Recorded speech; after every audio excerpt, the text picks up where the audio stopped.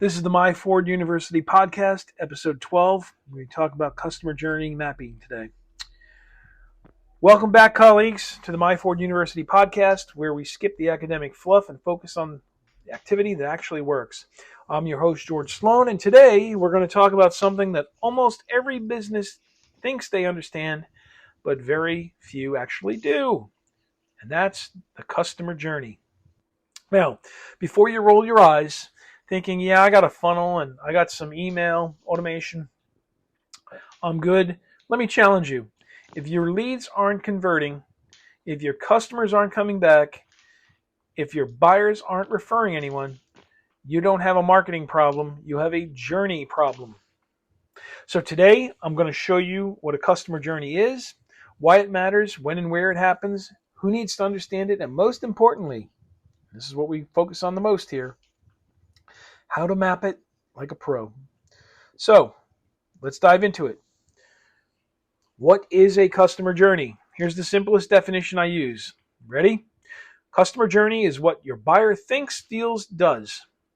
From the very first time that they hear about you to the moment they buy from you and hopefully come back again and again. It's not just your funnel. It's not just a few emails. Customers are hard-fought assets, and you want to make sure that their way of getting to you and staying with you is as frictionless as possible. It's the full experience of being your customer, from the first click to the final thank you. It also includes what problems they're trying to solve, what motivates them, what makes them hesitate, where they get confused, what wins their trust. It's what separates a forgettable business from one that people trust, return to, and recommend. I'm telling you, these days, this is becoming more and more important. All you have to do is look on the media and you will see people are fed up with shitty customer service, shitty interactions with the company. It's a bad situation and it's only getting worse. And to me, that's an opportunity. If you can be more old school and connect, even if you're using the new technology, but connect with people and make them feel like a person and not a number or a monthly payment, you're going to be standing head and shoulders above 99% of the folks that are out there. Okay? So, why does customer journey matter? Let me be very blunt. If you don't understand your customer's journey, you are guessing. And you know how I feel about guessing. When in doubt, find out. Don't guess. And guessing can cost you. It costs you sales, referrals, your reputation, and customer retention. The cheapest customer to keep is the one that's happy and satisfied. You spend a lot of time and money getting them into your business, and it's better to keep them because you have to go out and find new ones. It's more expensive, more difficult. You don't want to be a churn and burn operation. You want a long-term, there's a term we're going to get into in another episode in the future, customer lifetime value. You want them to be a client where it's a long-term relationship, not a customer with a one-time transaction. So mapping the customer journey gives you the following. You ready? Clarity on what you actually want. Your customer, what they actually want, you need clarity on that. Insight into where you're losing them. Again, it pays to talk to customers. Even if the situation isn't good right now, they might respect that because, again, they're tired of being treated like numbers. A roadmap to fix those friction points. You want it smooth. You want it easy. You don't want them to have to work really, really hard because if they do, they're going to go someplace else. It's better. Finally, it's a tool to improve your messaging, offers, and your operations. You know, you can have a great product and still fail. Really. If you're not aligned with how the customer makes their decisions, you're opening yourself up to losing them or having someone come in and take them. It's really about empathy. You have to be very tied into them. It's about strategy. and it's about making smart, targeted adjustments that lead to real results. Okay, when and where do you want to look at the journey as it happens? Okay, how do you, or when should you be mapping your customer's journey? The short answer, if you haven't done it yet, it's right now. What are you waiting for? Just start doing it now. Especially you want to do it especially before you launch a new product, during a rebrand or a website redesign, when you're building your first or next funnel. Again, I recently told my wife, sit down and have coffee with a couple of your better customers. The ones you want more of, talk to them and find a way to get more of them, because birds of a feather flock together. We talked about when you're building your first or next funnel. If sales or retention are stalling, I mean, you may have other problems, but clearly you're not connected with your customers. You need early warning signs. Finally, if you're onboarding a team that talks to customers, if you're hiring folks that are going to be front client-facing with the customers, you want to talk to them and really drill into them in onboarding on how to talk to customers. So, where does the journey happen? Everywhere. It's not like the old days. It happens everywhere. Social media, in your ads, on your homepage, in your email follow-ups, on your checkout pages, in your product onboarding, in your customer service replies. The journey isn't linear. It's everywhere on multiple fronts, and your messaging needs to be tied in to your customers. And the only way you're going to get it right is by talking to your customers and really knowing their process or journey to be your customer. Okay?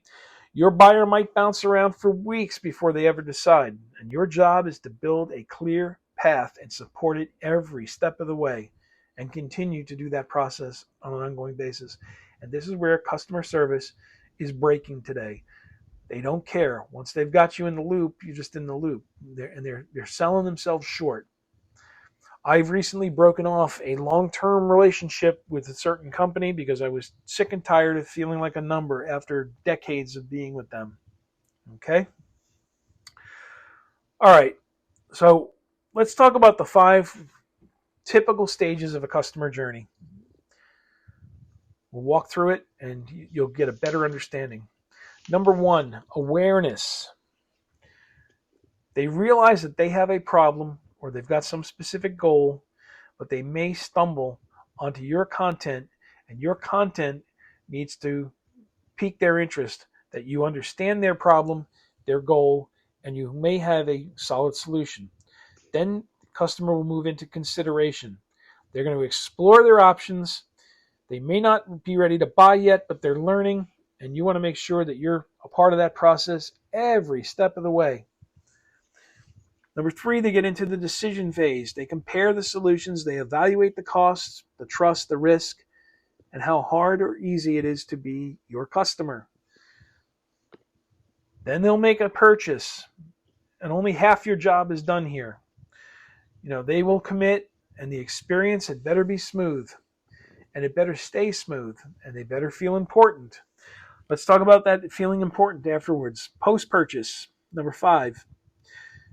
They use your product, they form opinions, and they either disappear, they come back, or they refer you. And you want to make sure that they have a positive experience. You might want to follow up with them. And the best is if you can get them to give you testimonials and positive reviews, right? So here's the key. At each stage, they're thinking and feeling something different. And you've got to walk with them. It's like you're going to be their guide. You're going to walk down the path with them to help them feel good about that you understand their problem, that you have a workable solution for them, and that working with you will make their life better, and you'll provide value, and they will pay you for that. Okay? And if your content, your offers, and your messaging don't match those thoughts and feelings, you're going to lose them. So you need to talk to them before, during, and after. You got to talk to them. Okay. How to map the journey. I'll give you a step-by-step process. Here is your tactical blueprint. Step 1, you define your customer. Who are they? What's their pain? What outcome do they want? Step 2, you're going to identify the stages.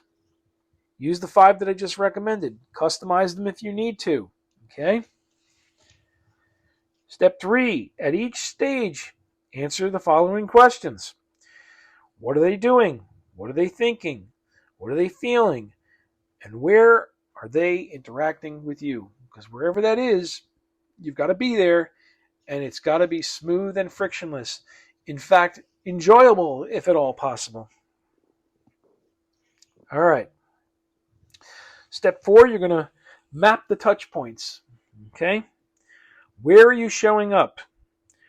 Is it social? Is it the website? Is it email? Is it YouTube? Or is it DMs? It might be a combination thereof. And you've got to make sure your messaging fits across all of them and that you're addressing some of the concerns that they may have.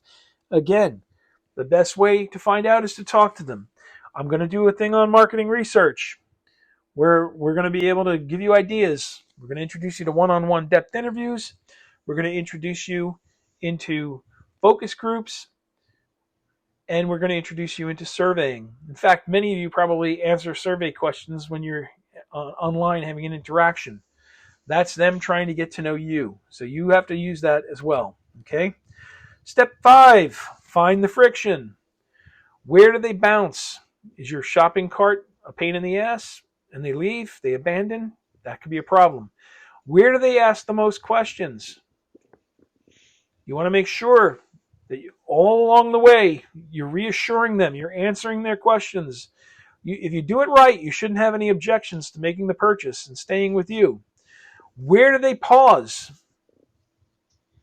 Where does it take them the most time? What's the bottleneck? So you need to be looking at this stuff. Step 6, you want to improve. We always should be improving. I said many times, I don't believe in perfect. I only believe in better. So what you need to do is constantly look for ways to make it easier, faster, cheaper, and make it a better experience for them. So you want to build your content, your tools, and your messages to match each stage and make sure that there is alignment. And this is how you go from random tactics to strategic alignment. Again, all steps, all stages, all phases, and the message is consistent. Okay. We'll give you a simple example. Let's say you run an online coaching business. Your customer journey might look like the following.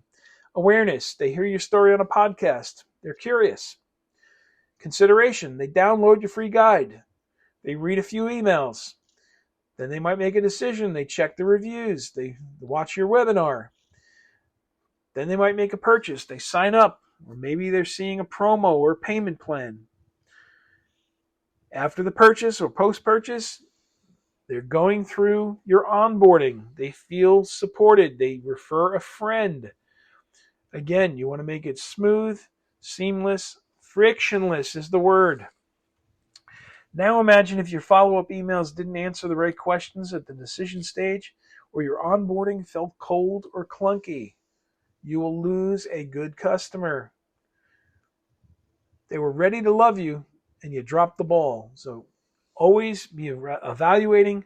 Again, it's an ongoing process. Remember, we've talked about the idea of rinse and repeat.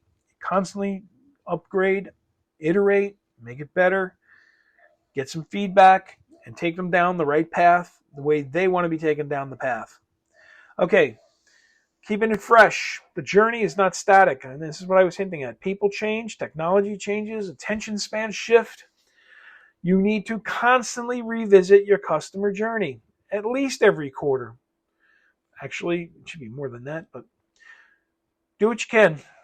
If you're not doing it at least quarterly, you're missing the mark. Anytime there's a major change to your offer, your pricing, or strategy, you should be checking it out, getting some feedback. Talk to real customers, survey them, look at their behavior in the analytics, and refine. Iterate, iterate, iterate. Always make it a little bit better. All right, let's wrap this up. It's now your move, okay? If you've been trying to grow your business through funnels, ads, or content, whatever, but nothing's quite clicking. Map your customer journey. You now have a framework to do that. So what you want to do is get to know your buyer and then your eventual customer. Because when you think like your buyer, you build better products, better marketing, and better businesses. So here's your homework, if you will. I hate saying it that way. Here's an action plan for you. Pick one of your customers, pick a type or a persona, write out 5 key stages of their journey, and for each stage, ask the question, what are they doing? What are they thinking? What are they feeling? And where they are interacting with you. Again, put yourself in their shoes. Look through their vision. Don't use your preconceived notions. You want to look for the gaps. And wherever that gap is, that's your opportunity to improve and grow. Again, if you're missing the mark or if there's some kind of a disconnect, you need to get it fixed. Because if you don't, you're going to lose them. And you spent so much time getting them in. And if it happens up in the front of this whole process, they may not come in. So again, it's super important. Build it, check it, improve it. Get feedback. Then build, check, and improve. Over and over again. Again, rinse and repeat. All right. So that's it for this MYFORD University podcast. If you want the full article on this, again, you can find it in the blog at myforduniversity.com/blog. Until next time, I want you to keep learning, keep adapting, keep building what works, and we will talk to you soon. Again, learn it fast, apply it faster. We will see you the next time. Thank you.